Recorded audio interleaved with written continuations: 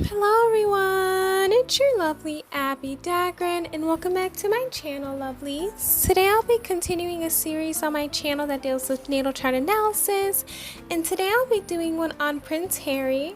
I'll be speaking on his personality traits, his characteristic traits based off of his placements, and also I'll be speaking on how a lot of the success he's garnered and endured because of these placements that he has. So please stay tuned for the rest of my video, lovelies. If you have not yet become a part of the Abbie Dagrin family, then this is your calling to do so. Please make sure you hit that subscribe button and that notification bell so you know when I upload videos on the daily. Please also make sure that you are hitting that like button because I know you guys will love this video. And last but not least, please make sure you share this video with everyone you know, whether it's your friends, your family members, your enemies, anyone who really loves the royals or who really loves this content. Now let's get right into the video.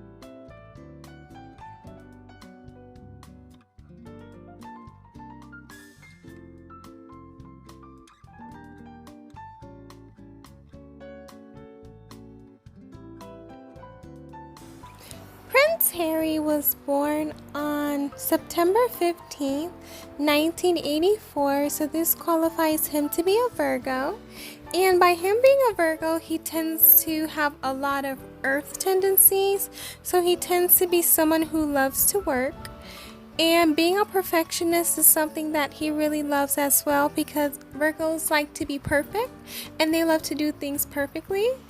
And they're the types of people who love to have different outlets, and they love to have a practical outlet that helps them become the best that they can be.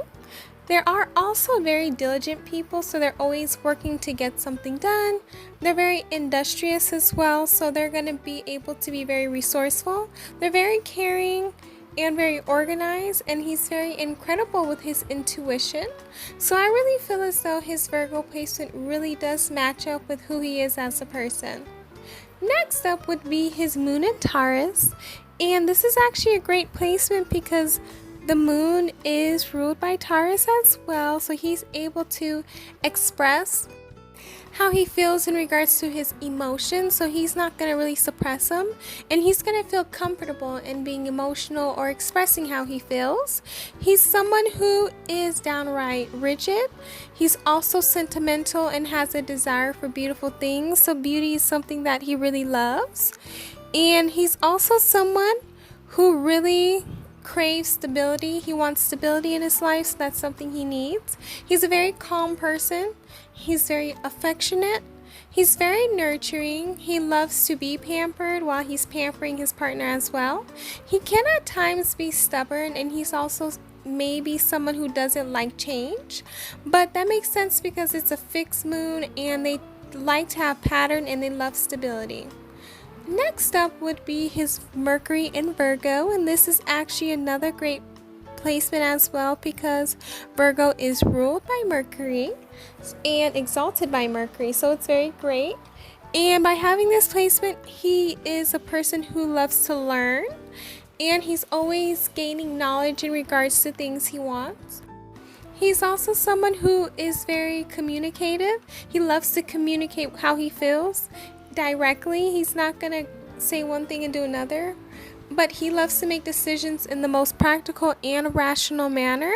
That's something that he likes. He's also someone who is analytical in his thought process. He loves rational communication. He has a lot of critical thinking skills, but he's also a great listener. He's someone who is organized in the way that he speaks. He will think before speaking, and he's also someone who is very detailed. Next up is his Venus in Libra. And this is actually another great placement as well because Venus is ruled by Libra, and he tends to be very charming. He's someone who's very sociable and likes to go out. He's someone who's very elegant and loves beautiful things in life. He's someone who's very artistic, and he's very balanced in his thought process. He's someone who has polished manners and can make him seem as though he's very superficial, but that's actually who they are. He's very gentle, and at times he may be very easily offended, but he does his best to keep the peace and treat others fairly. He tends to choose the middle ground, and he does not like to be taken advantage of, and he's not confrontational, so that's something he really does not like. He loves to fall in love easily. He gives good advice. He's very sociable and friendly. Next up is his Mars in Sagittarius. And with this placement, he tends to be someone who's very inspiring. He loves to inspire others, and he loves for others to be inspired by him. He's also someone who's very honest and very frank. So you're going to know how he feels in regards to when he's pursuing something. He's someone who has a lot of irons in the fire, and he can, because he's someone who's going to go after something full-fledged and with full force, even if other people around him do not really agree with what he's doing, but he's going to make sure that he accomplishes everything that needs to be accomplished. He has a very buoyant energy. He also has a very visionary drive, so he thinks about the future when he's making decisions. He has an adventurous impulse. He's very outspoken, and he's someone who's passionate about different things, and he has a frank assertion. Up next is his Jupiter in Capricorn. And with this placement, he tends to gain wisdom and experience to add to his tried and true knowledge. He's someone who's always dedicated, and he always has discretion. He's also someone who tends to feel that the only results that are worthwhile are the results that are concrete and things that he can see and demonstrate and show to others. He is very distrustful about abstract solutions, and he appreciates measurable measurements or measurable achievements as well. He's an excellent organizer, and he's a great planner. He's very optimistic, and he's well practical and realistic about what he wants to do and what he will not do. He's very responsible, and he considers it a personal weakness to be wrong about anything. He's very efficient, but he's cool and very detached. Next up is his Saturn in Scorpio.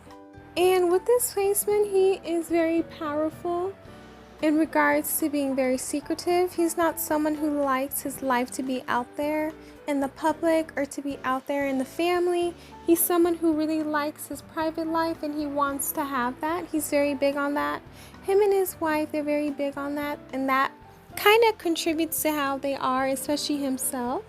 He's someone who's very raw in regards to his career with this placement, and he's someone who's very trustworthy, and he's someone who likes to take meaningful risk, which comes in the forms of financial risk and emotional risk without really having drama. But he's someone who does not trust very easily, but when he does, he will make sure to share everything with you because he just trusts you and he really loves you. So it's very important for him to really trust someone. Next up is his Uranus and Sagittarius. And with this placement, he tends to be a renaissance of a person, and he dabbles into everything, and this really does explain him a lot because he has dabbled into different things. From him being a royal, he was in the military, and he's someone who liked charity work.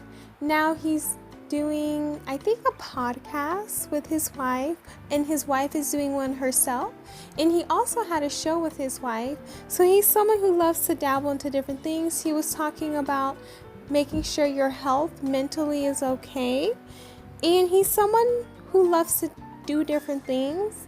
He's someone who has a very strong intuition, and he's very gifted with his visions, and he is someone who has very intelligent dreams that will tell him what's going to happen in the past, and that's a gift that he's had and something that really benefits him. Next up is his Neptune in Sagittarius. And with this placement, he thrives on a variety of exciting and uplifting experiences, and he loves to learn new things. He's someone who has what some people may call, or anybody with this placement, extreme ideas.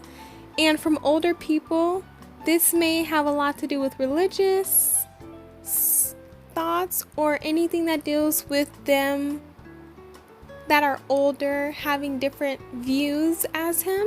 He's also someone who may love to do different things from different countries, or he may be someone who may go into different religions, but he's someone who will do things differently than his parents or his grandparents, and sometimes that can be looked upon as very not good or looked upon as something very negative, so that's something that makes sense.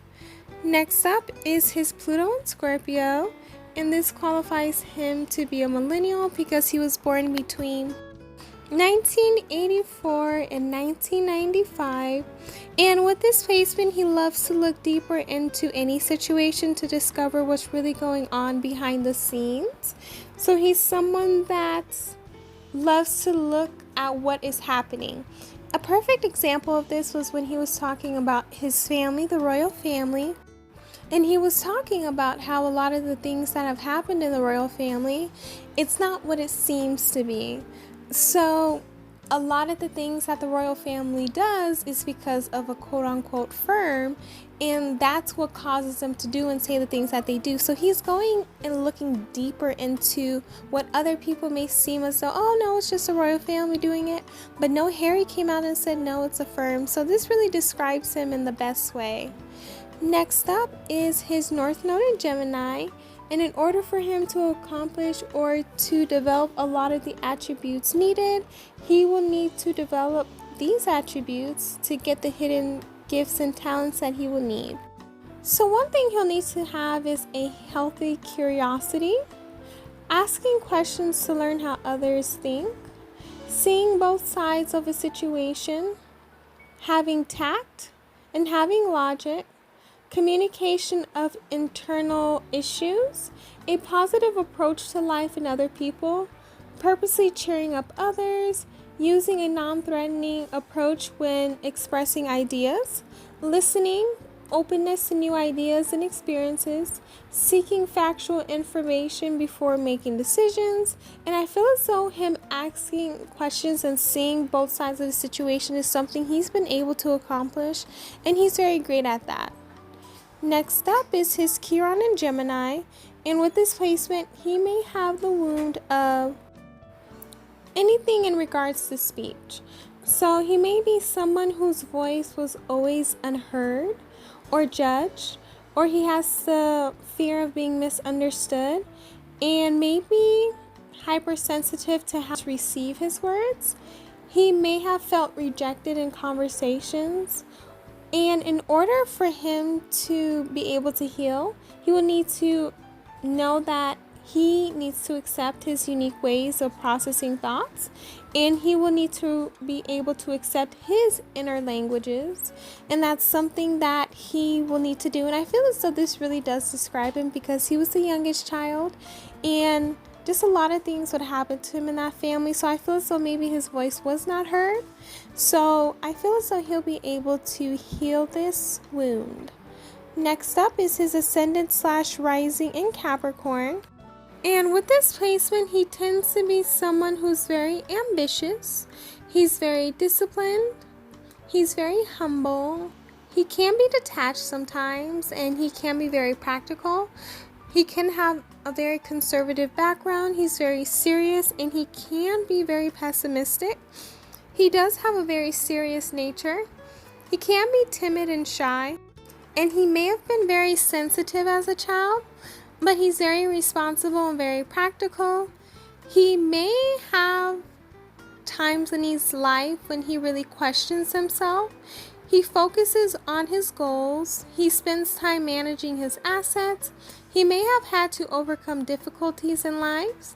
He can be very self-destructive and insecure. He's very self-aware, but he needs a partner to protect him emotionally. Last but not least, he does have a midheaven in Scorpio, and with this placement, he tends to be someone who loves to charm, and he loves to be an international treasure. So his public image is being sadly dangerous, and some people do conceive him as dangerous. They feel as though he's very relentless, very intuitive, but they also see him as very intelligent. They see him as someone who's an international treasure or an international mystery, and he's someone who does not provide any explanation for the choices he makes around his life, and that's something that people do not like about him sometimes. But he's also someone who is a great person. He's able to go into anything like psychology, science, or anything that deals with really getting to know people. He's also someone who will go into organizations, establishments, and positions of power to expose the corruption of those things. That's all I have for you lovelies today in regards to Prince Harry's natal chart. Please let me know down below in the comment section who else you guys would want me to do it on. Also, please make sure you let me know down below, did you learn more about him? Did you get a better understanding as to who he is as a person? Also, please make sure you hit that subscribe button and that notification bell so you know when I upload videos on the daily. Also, please make sure you hit that like button because I know you guys will love this video, and share this with everyone you know. And if you have not yet become a part of the Abbie Dagrin family, then this is your calling to do so. Please make sure you're following me on all of my social media accounts from Pinterest down to TikTok, all under Abbie Dagrin, and Snapchat Abbie Dagrin 88. Please make sure you're supporting my Etsy store and my PayPal. Everything is linked down below. I love you all. Please stay safe and healthy, and I will see you guys in my next video. Bye, lovelies.